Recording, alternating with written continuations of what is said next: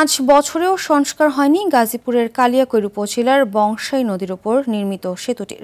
নরবরে একটি বাঁশের সাঁকোতে ঝুঁকি নিয়ে পারাপার করছে নারী, শিশু সহ নানা বয়সের মানুষ। পায়ে হেঁটে কোনো রকমে যাতায়াত করা গেলেও যানবাহন চলাচল করতে না পারায় ব্যাহত হচ্ছে দুপারের কৃষি ও ব্যবসা বাণিজ্য।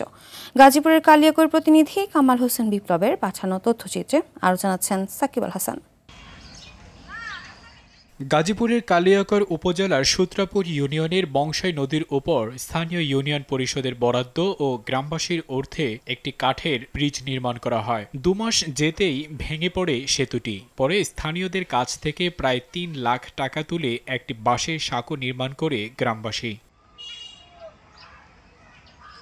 নরবরে এই সাঁকো দিয়ে প্রতিদিন অন্তত 5 গ্রামের কয়েক হাজার মানুষ যাতায়াত করছে। অনেকে ভয়ে উঠতে পারছেন না এই সাঁকোতে। যে কোনো সময় ভেঙে পড়ে ঘটতে পারে প্রাণহানির মতো ঘটনা। পায়ে হেঁটে কোনো রকম পার হওয়া গেলেও কৃষিপণ্য পরিবহনে ভোগান্তির শেষ নেই স্থানীয়দের। ঝুঁকি নিয়ে এই সাঁকোতেই পারাপার হচ্ছে স্কুল কলেজের শিক্ষার্থীরাও। এখানে অনেক ছোট ছোট বাচ্চারা স্কুলে যায়, লেখাপড়া করে, আমাদের হাট বাজারে যাইতে হয়। আমরা খুব অসুবিধার মধ্যে আছি। আমাদের ডেলিভারি রোগী হয়, যে আমাদের নিতে আসতে অসুবিধা হয়, যেমন একজন স্ট্রোকের রোগী হয়, আমাদের রাত বিরাত যাওয়া অনেকটাই কষ্ট হয়ে যায় যাতায়াতের জন্য। ছোট ছোট বাচ্চা মাদ্রাসায় দিচ্ছি, এগুলো 3-4 বার আসা যাওয়া লাগে, কিন্তু এদের নিয়ে খুব রিস্ক। অনেক মানুষ এই ব্রিজের পড়ে অ্যাক্সিডেন্ট হয়েছে।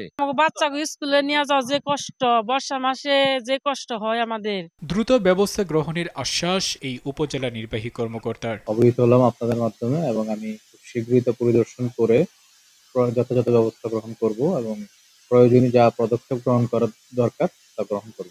ঝুঁকি ও দুর্ভোগ বিবেচনায় দ্রুত একটি পাকা সেতু তৈরি করবে সরকার, এমনটাই প্রত্যাশা এলাকার হাজারো মানুষের। সাকিব আল হাসান, RTV।